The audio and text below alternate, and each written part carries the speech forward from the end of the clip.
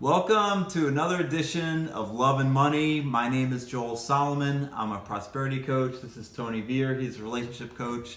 And today we're going to be talking about the investment process and how it relates to both love and money.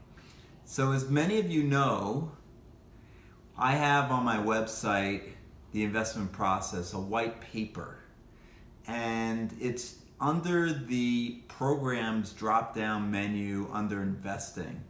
And it's called the investment process. That's on my website, salamour.com, SALAURMOR.com, or joelsolomon.com.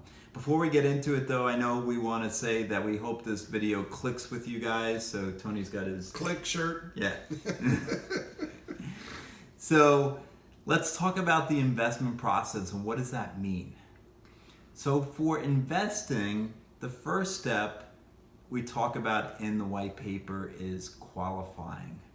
So you got to qualify your investment, whether it's a stock or a bond or Bitcoin or real estate, you have to qualify it. How do you qualify it? Well, at least when I was managing my hedge fund, Salamour Capital, we talked about the investment process for stocks.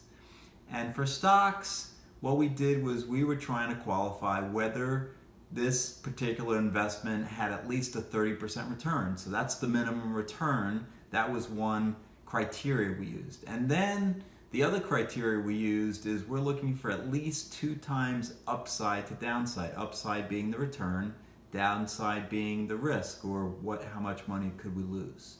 So we went through and we calculated that for all hundreds of stocks in the financial stock arena. And then we looked to see which ones made the cut, which qualified. And then we did further research and figured out, okay, these companies qualify, we can invest in them. Let's talk about our plan. We had to have a plan because we made our decision to invest. Now what are we going to do? What if something goes wrong and the stock's down 20% that we've invested in?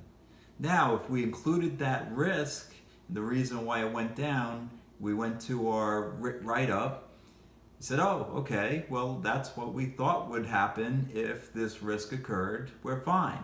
But what if we hadn't actually thought of that particular risk? And then we have to rethink, do we put a stop loss in place and say, okay, we're out of the stock? So having a plan in place to decide what you're going to do in various cases, to me, is being mindful. And as I talk about in my best-selling book, Mindful Money Management Memoirs of a Hedge Fund Manager, it's important to be mindful, having a plan, not being anxious or worried or scared or fearful. So the first step is qualifying. The second step is planning, and I'm sure Tony can talk about how that relates to relationships. Oh yeah. So there's 2 different types of relationships that I'm going to talk about here. This is the ones getting started off called dating, and the ones called long-term relationships, whether it's married or you've just been with each other a long time. So you ought to use the same qualifying and planning process that Joel just communicated. And how you want to do this, I'll start with the dating process. You need to make sure that whoever you're dating is, somebody worth hanging around, right? So you're doing Tinder and you're swiping left and right, what's it, coffee versus bagel? Yeah. Right? And all of that stuff, right?